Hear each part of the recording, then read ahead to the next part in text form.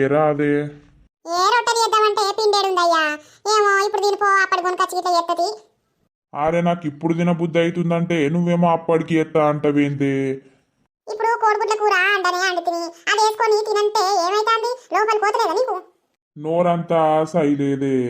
అయితే అప్పటికి మంచిగా రొట్టెలు చేసుకుందాం గాని ఇప్పుడైతే కోడిగుడ్ల కూరతోటి దీనిపో కమ్మ ఉన్నది. ఉల్లిగడ్డలు బాగా వేసి అండినా. సగం గంజు లేపినవు కదా నువ్వే. అరే అంటే 3 కోడిగుడ్లయ్యా. ఓ నర్సవ్వా, అయ్యో మల్లయ్య బాబు నువ్వేనానే? మడలు తీరే ఉన్నావు కదా, మడలు. ఏమా మల్లవ్వ రమ్మంటాంది నిన్ను? అయితే కానీ ఇలా జోరు పాయింట్ వేసినవేమే. ఓమమ్మ అనవరాలు వేసుకో తాత వేసుకో, ఇవెందుకు వేసుకుంటలేవు మూలకే పెడుతున్నావు అని ఒకటే ఒర్రుడవ్వా. అందుకే వేసుకున్నా. ఏ సూపర్ ఉన్నావు తీయే. మా నర్సుకేం పని ఊకే గట్లనే అంటది గాని మంచిగుండవు నువ్వు. నువ్వు కూడా పాయింట్ వేసుకోపోయినవిగా. ఎందుకు వేసుకోనే? వేసుకుంటా. నాకేమన్నా తక్కువనా ఏంది? ఏంటట మల్లక్కనే తప్ప అయిపోవు కదా, నన్ను ఎందుకు రమ్మన్నది? ఇక ఏమో దానికి నువ్వు లేంది పొద్దు పోదు, నీకు అది లేంది పొద్దు పోదు.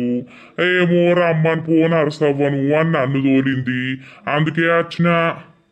అవునే, ఇలాది ఏ జన్మల రుణబంధమో నిజంగా. ఇంట్లున్నంతసేపు నేను మల్లక్క దగ్గర పోవాలి అని కలవరిస్తూనే ఉంటది. మరిగా ఏందయ్యా, నాకు అక్క తీరైపోయింది. మల్లవ్వతోటి మాట్లాడండి, నాకు మనసున వాటి పాడగాదు. అయితే పోయిరా పో. బాయ్ బాబు, అత్తనపా. పా తెలిదిరా, ఆన్నే ముచ్చట పెట్టుకుంటూ ఉండకు. అత్త తీయ్యా. ఏమైంది మల్లక్క, ఏమో రమ్మన్నవట?